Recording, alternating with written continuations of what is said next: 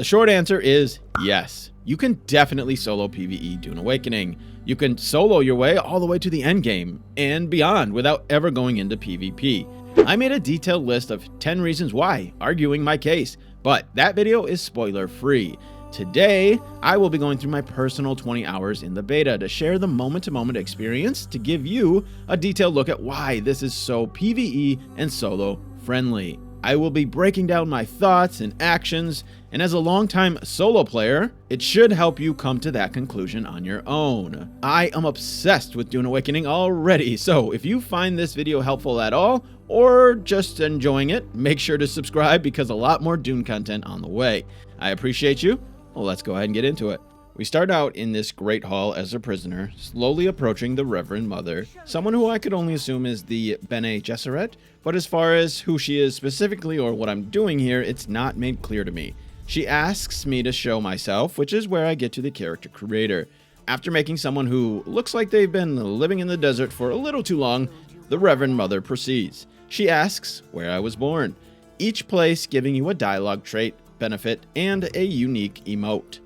Seeing as how I don't know what is good for what, I just picked one that sounded cool.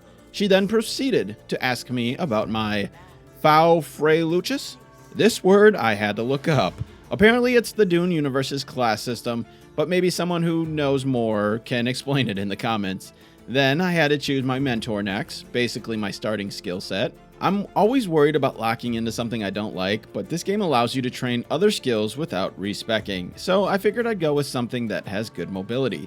And as soon as I saw the words, shoot a bar that attaches to a surface, then rapidly pulls you towards that position, I knew I had to be the trooper. They call it a Shiga wire claw, but that's just a grappling hook, so I was definitely going to be mentored by a trooper. Once I was set, the Reverend Mother put me through some sort of test, I think. I'm not entirely sure. Again, maybe some Dune experts could explain exactly what is happening here because my character seems just as confused as I am. The Reverend Mother tells me that great plots are afoot in the Imperium, and it is my objective to locate them. The little I do know about this world is that it's taking place in an alternate timeline from the movies and books. Paul Atreides was never born, which led to a great war on Arrakis that ultimately wiped out the Fremen. The Reverend Mother continued to test me as she gave me no other option. Find the Fremen, wake the sleeper, whatever that meant. I'm still not sure how I came to be a prisoner or why I'm being asked to take on this seemingly important mission. I set off towards Arrakis from the ship that I was on, only to be shot down by some mysterious guy with an insanely powerful rocket launcher. Someone named Zantara came to take me away in my days after the crash, but he was looking for someone else. He dragged me away from the crash site and I woke up in a cave where I had to begin learning how to survive. I picked up the conveniently situated pack for my first resources and I crafted myself a scrap metal knife so that I could cut through this moisture seal and begin my journey. I found some dew plants that allowed me to hydrate, but only a very little. If I drink any more than that, I'll get sick, so I'll have to keep sucking down these dew plants until I find a better water source. I crafted a heal kit with some plant fibers that I picked up. Then I began to climb my way out. When I got out of the cave, Zantara was waiting there. Some ships were dropping in on us. It was the Sardaukar checking the wreckage. But this guy was being as mysterious as he looks, so I had some questions for him. I wanted to know who he was and how he crashed. I could have swore it was him that shot that rocket. Maybe he just doesn't want to tell me, but my character was on the ship, so I guess I wouldn't actually know. Anyways, he stopped me short from asking any more questions because we were in a bit of a situation. He said the Sardaukar's protocol is to hover above and kill anything that moves, but he said the captain's a noble, which they are not allowed to let die. So if I get inside the ship and activate his emergency beacon, Zantara says he'll take care of the rest. As for the other prisoners, he said I must kill them. It's an act of kindness. Otherwise, they will die to the desert. Pretty brutal. He gave me a way to communicate with him and he told me to hurry because a storm was coming. As I headed toward the ship, I learned about sunstroke and how the shade is your friend. I approached the ship and I found some dead bodies to loot. One of them had a cutteray, the multi-purpose tool for harvesting. I used it to cut my way through the rock, blocking the ship's entrance. Then, as I went inside searching for my objective, it took me through your standard tutorials. I learned about basic melee combat, the block, the parry, then how to get out of a stagger, I found a water pump inside to refill, and I learned a little more about water discipline. Next, I learned about the slow blade. This is something I've seen before, but as a Dune noob, I knew very little about. These special shields block bullets and fast attacks, so the only way to penetrate through them is a slow attack. Seems like a really good way to force melee combat. Kind of excited for this. After I was good and ready, I found the captain's emergency beacon and I activated it. They sent down some ornithopters, and Xantara faced off against some guy named Bator Dakar, I think. They have some kind of history, but I'm still lost and confused as a prisoner because I was told very little about what's going on. So, me personally also, I am very lost. Xantar ended this guy for good, then he asked if I could fly an ornithopter because he was too injured. We attempted to make our escape, but they sent more after us. We headed into the storm where we knew they would not follow, and wisely so, because it's a guaranteed way to crash, which we did. Xantara left me behind, he says he couldn't wait for me, and now I was on my own. A sandworm came and cleared the debris as I raced toward the solid ground nearby to avoid being eaten.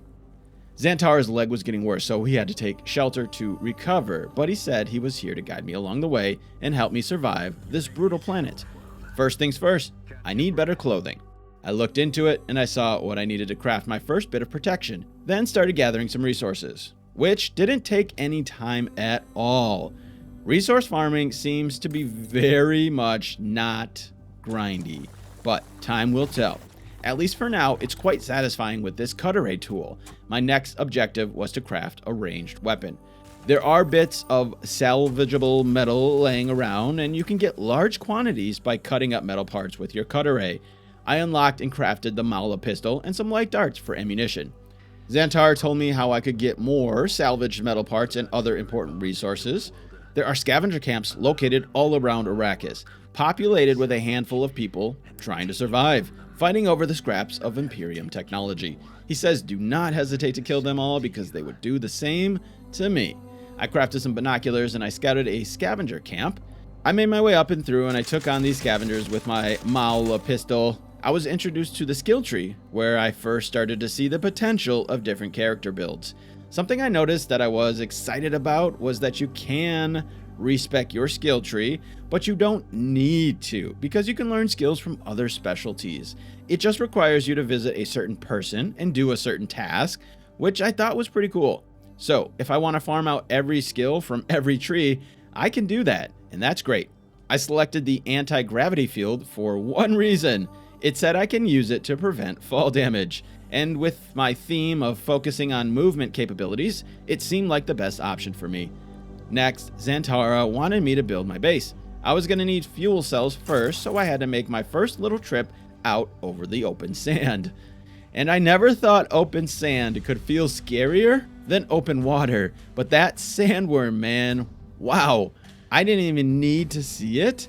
As soon as the vibration meter starts going, it makes you want to run for your life. This gap is very small though, so no encounter this time. I got over to this second camp and I tested out my new ability. Between this and my grapple hook, I was already starting to see the potential for movement. And when it comes to combat, to me, that's really important. I can already see myself zipping around, tossing enemies around, and using this anti-grav field for both strategy and fun. So whether I end up in PvP or stay with the PvE challenges exclusively, I can definitely have a lot of fun in these fights. I ran around looking for a spot to put my first base console. I spotted the first base of another player. Normally I'd run and hide, not wanting to engage in the slightest PvP in any sort of way while I was still learning the game. But here, this is a PvE zone, so no matter how badly those trolls want to be trolling, they can't. The first sign of this being very PvE friendly. So I was excited about that, because now the only anxiety I had was getting eaten by a giant sandworm. The sub-fife console is your land claim. You can build within a limited area once you put it down. I found a spot and I started constructing my first base. As a PvEer, base building is one of my favorite things to do, so it's important to me to have a good building system, which a lot of survival games still do not. I can happily say this one is really solid. Being able to place down projections and fill them in once you actually have the resources is huge, and something I wish more games would do. The base options at the start seem diverse enough to make some pretty cool builds.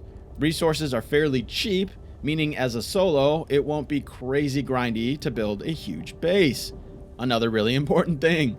And also absurd, or rather realistic, physics don't seem to apply all too much. I can build a little more freely without putting pillars down every 2 ceilings. I really hate when games do that. This early building experience gave me a lot of hope for the future and made me really excited. I got a little lost in the building and I forgot to take care of my water needs, so I died, but I learned I could just get my stuff back, unless of course I'm eaten by a sandworm. Good info there, but that just made the open sand even more terrifying. I tested out my anti-grav field for fall damage. I can definitely see this coming in handy if you are trying to run from a fight, or just get down from somewhere up high. But the real question was, how high up could I go? I ran around a bit to see what was in close proximity to my new temporary home. I saw more players, but I didn't have to be concerned because, again, this entire area is PvE. Then I got back to my quests. I was tasked to keep upgrading my base and learn the basics. The fuel power generator was next. This powers your base and protects it from sandstorms. It's also what prevents your base from decaying when you're logged off. And the fuel cells to get to power this are actually pretty plentiful. So another situation where if you're a solo player and you go on vacation or log off for a long time, it's really not that hard to farm the resources to make sure your base stays powered while you're gone. Then I had to take care of my water needs. The main way to get water is from blood. I crafted some blood packs and a blood extractor, then went to find some scavengers who I could kill for their blood. I found a camp that someone else already cleared, so I didn't even have to waste my ammo. I collected myself the 2,000 milliliters I needed and then some more resources.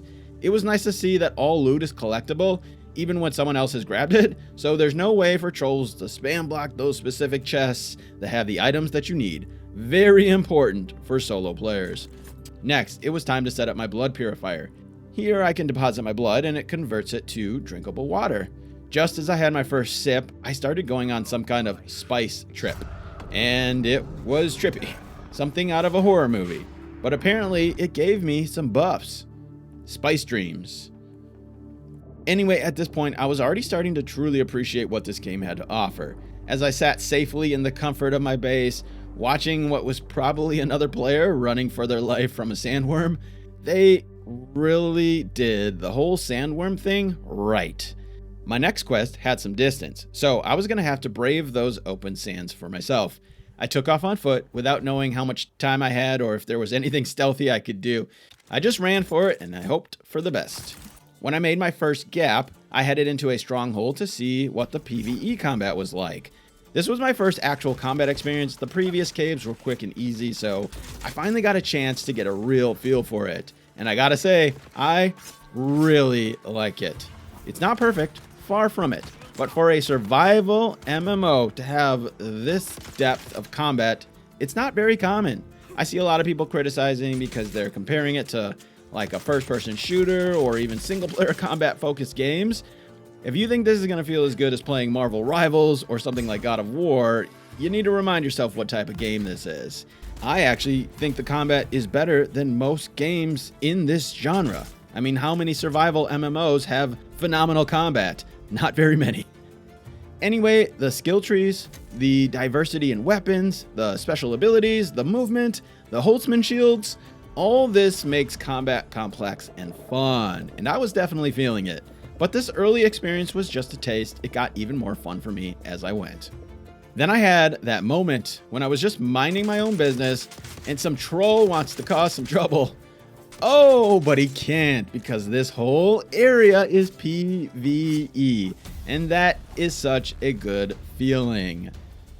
I continued across the solid ground using my grapple and anti-gravity field to get around. Honestly, not sure how you traverse without choosing the trooper to start.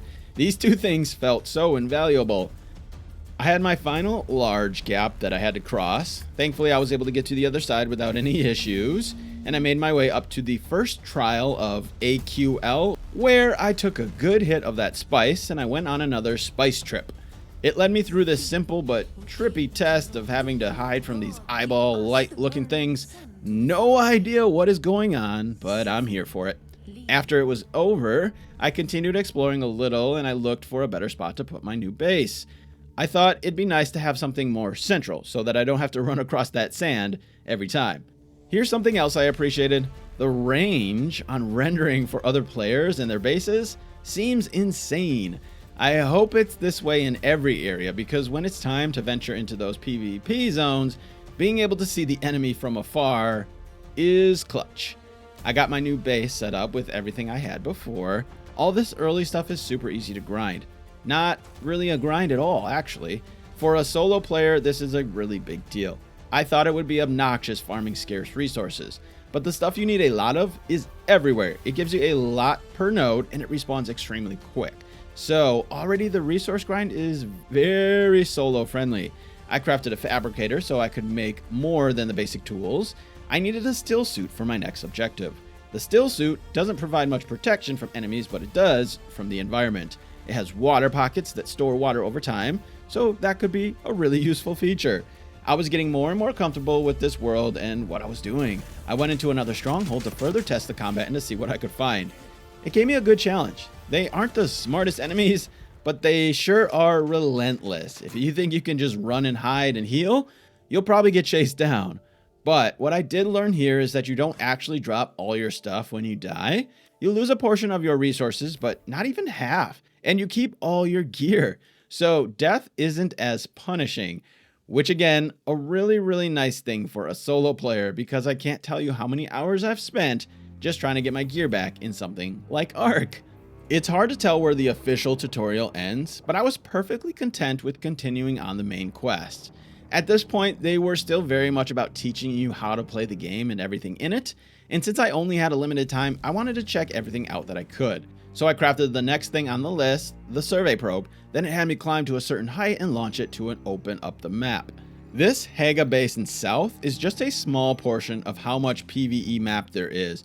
So I was already starting to get hype for the scale of what this game actually is. I went to Griffin's Reach trade post to continue my quest. This acts as your standard NPC hub, a place to get quests, buy and sell items. If you're familiar with these types of games, you already know. I looked around a little, I got a feel for the place, and I did what I needed to continue my quest line.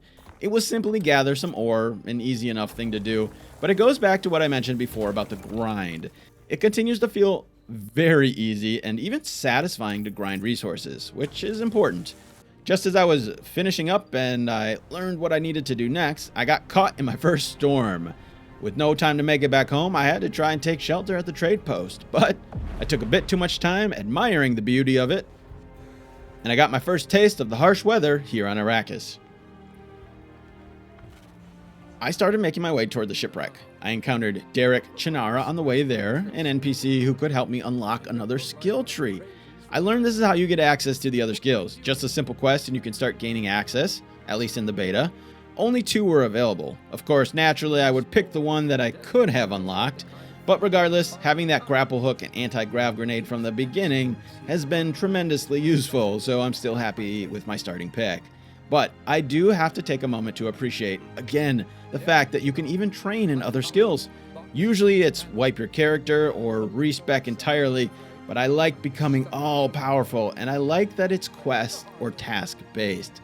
For now, I was still focused on the Shipwreck, because not only did it progress my quest, but there are specific resources that you need to get there.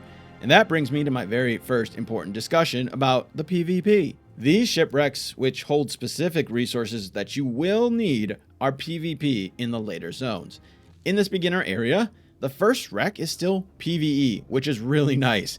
I can't confirm if that will be that way at launch or if this is strictly for the beta. But this is really important, and I'm hoping that this remains PvE in this first area, because these plasteel, microflora fiber, and mechanical parts, which you specifically get from these wrecks, are really important even for early game stuff. So if this beginner area turns into a PvP zone at launch, it will definitely make it harder for a PvE experience, because you will really need these resources early on. But as long as at least one shipwreck remains PvE, you can continue avoiding PvP entirely up to pretty late game. And really, if that's not the case, endgame PvPers won't need to come back here, so it would only be trolls who eventually get bored and move on, hopefully. But time will tell. Right now, we're just hoping that at least one of these remains PvE. I grabbed the things I needed, then I made the long journey back to my base. I continued upgrading my weapons and armor, mostly as instructed. I was still on the guided research menu, so I didn't get into unlocking and crafting some of those non-essential items just yet. Next, I learned about another important location on the map to go for specific parts. The Imperial testing stations. This is where you get more advanced parts for things like the Sandbike. These are a much bigger challenge than anything I've faced off against so far. It's a pretty large structure that goes fairly deep, at least compared to the Shipwreck. When I went inside, the area was already cleared. Again, nice to know though that I can still get that loot, so I grabbed a bunch of goods, not knowing how awesome they would be later on, and I continued exploring. I was surprised to encounter a mini boss fight, if you can call it that, I guess. This guy respawned while I was inside and I had to fight him to escape. But with basic weapons and armor, he really gave it to me. It was another instance of me being pleased and satisfied with the challenge of the combat. I wasn't going to get away from this guy by cheesing him. This guy chased me down the dang hallway. If I wanted him to leave me alone, I had to fight him, and I actually had to time my attacks. To me, that's good combat. The resources I got from this facility are what enabled me to unlock and build my first Sandbike. So I went straight home to gather up the rest of what I need and craft the things I needed in order to make that. I truly appreciated this moment. As a survival crafting fan, having this many different parts that all need managing and attention might seem tedious to some, but to me, that's what makes the survival crafting aspect so rich. All these parts probably have upgrades too, add-ons for variety and customization. It's fantastic, and I love it. I set out on my new ride, feeling a little bit safer now from that worm. I realized I accidentally put on a used piece that I found from loot, so my bike wasn't in very good condition from the start. But it's exactly what I was saying. Vehicle management is not something that I'm used to in survival MMOs, so it was a refreshing experience. I finally had a chance to check out some of the other unlocks. I didn't even realize it, but this list is huge. A lot of stuff to look forward to unlocking. When I went outside to head out on my Sandbike, it was destroyed. I had logged out and I left it outside, so apparently you need to park these things indoors to keep them safe. I had begun crafting some of the specialty items that I had been finding. I didn't have a clue of the benefits, but I had the resources, so I wanted to check out more of the stuff. I crafted the Emperor's wings, not knowing this is probably the most important thing in the game, at least for movement early on. And I'll learn that very soon. I got ready to make the big trip to the next area and cross the Vermilius Gap, something you're pretty much unable to do without a Sandbike, although I'm sure someone is able to work out a path on foot. But wow, there is something so special about this feeling. The bike feels incredible to drive. The threat of the Sandworm feels very, very real. The sound design is spectacular. The visuals are impressive. They truly nailed this Sandworm thing. It's so good.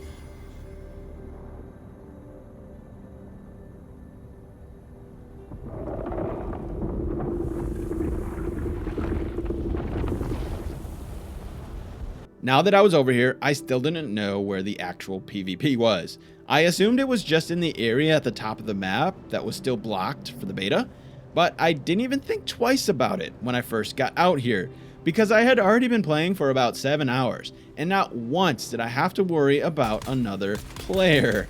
Because of the zone-focused PvP, I could actually relax, play at my own pace, and not worry at all about someone coming to ruin my fun.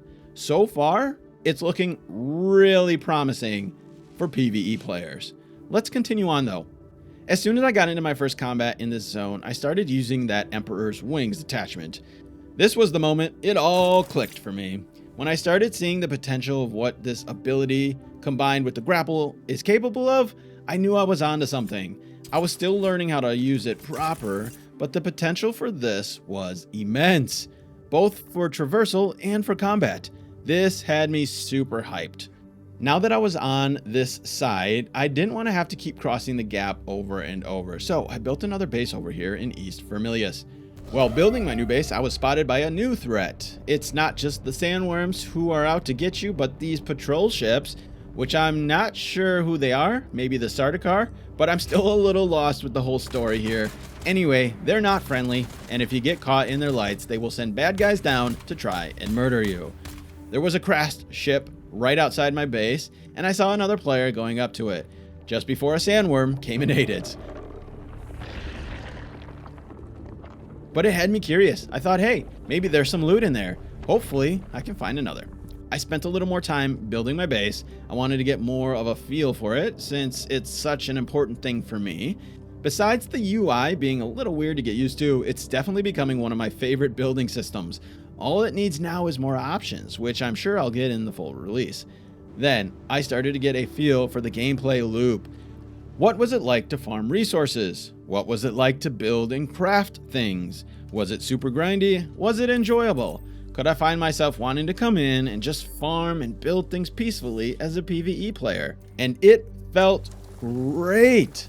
Like I mentioned, the resource farming is satisfying and not too grindy. Resources spawn so quick, you usually don't have to go far. I personally enjoy the combat, so farming blood and getting those resources from camps isn't tedious either.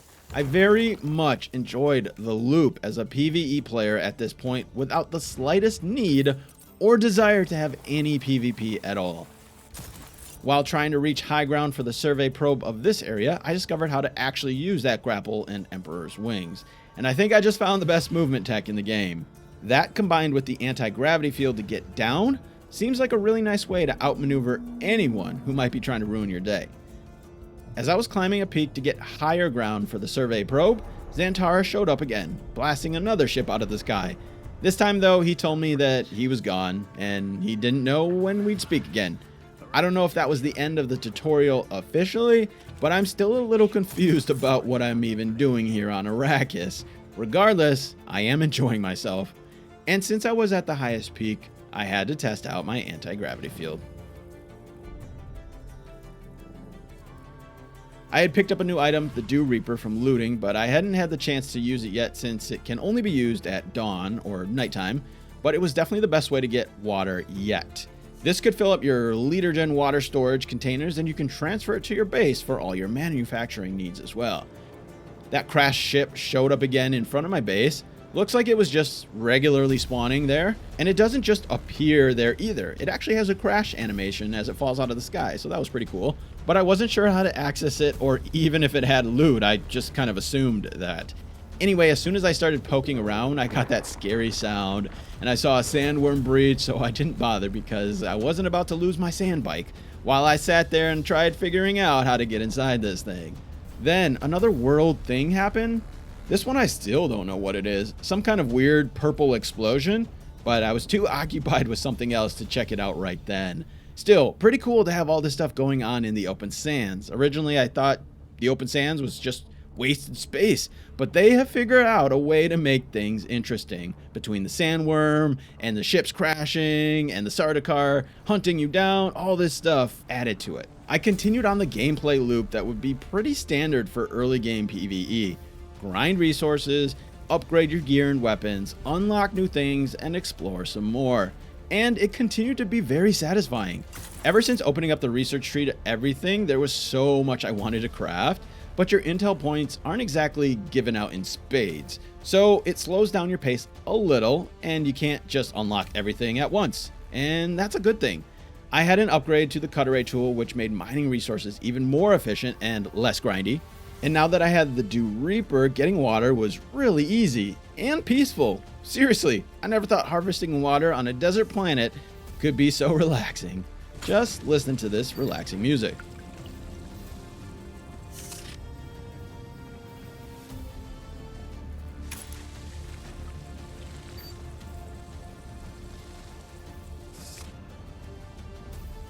After a little while, I wanted to see what else was available to me.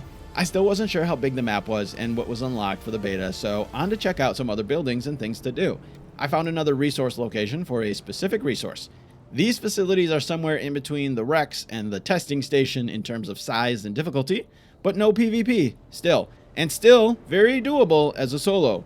So even in this second area, which is also massive, there is still 0 PvP encounters for me, and 0 needs to have other people playing with me to get something done. So far, solo PvE still looking really good. In a normal PvE situation, I'd already be perfectly content continuing this loop, building a big base and slowly leveling up and exploring more. But since my time was limited and not a lot left, I wanted to try to narrow my focus and just get through as many quests as I could to see what the devs wanted me to see.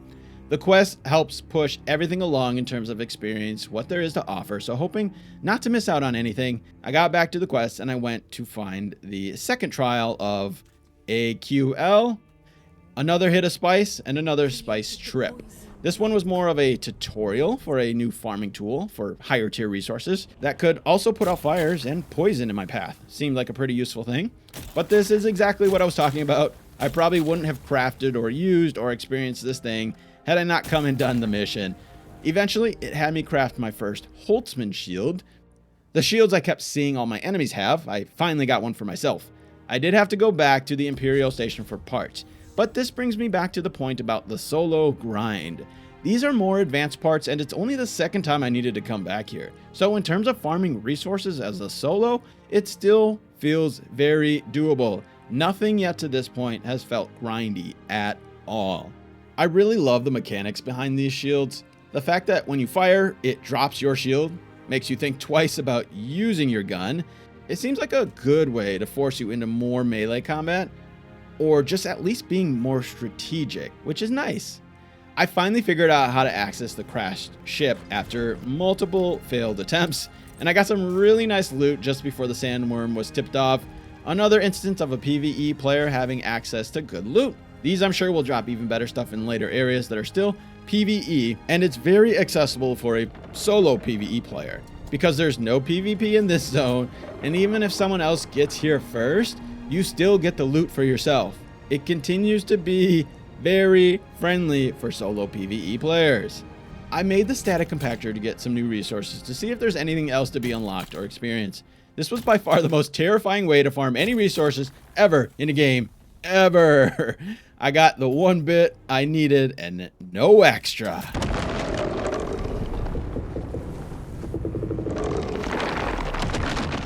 I was in the iron tier, and that's as far as the beta allowed you to go. For steel, you needed carbon, which only exists in the blocked off area. So I knew I was slowly getting to the end of experience everything that was being offered to me. My time before shutdown was getting closer and closer. I was focused the rest of the time on trying to see as much else in this limited world as I can, because by now it was pretty clear to me this is very doable as a solo PvE player. So I really didn't feel like I needed to test that anymore. I was just more set on seeing what else I had to look forward to when I absolutely will be jumping in on day one. I went on to finish the third and fourth trial quests. They felt like the only main quests left. The other missions were still just showing me things in the game to do, like different weapons to use, getting a certain number of kills with them. So this felt like my last chance to experience something new that I may have been missing. The third one was nothing. It just sends you right to the fourth, where you have to climb this giant peak. I'm really glad I have my movement tech because it's a hike. I took my final spice trip. This one was a little more engaging. I had to fight these figures and eventually I got a superpower.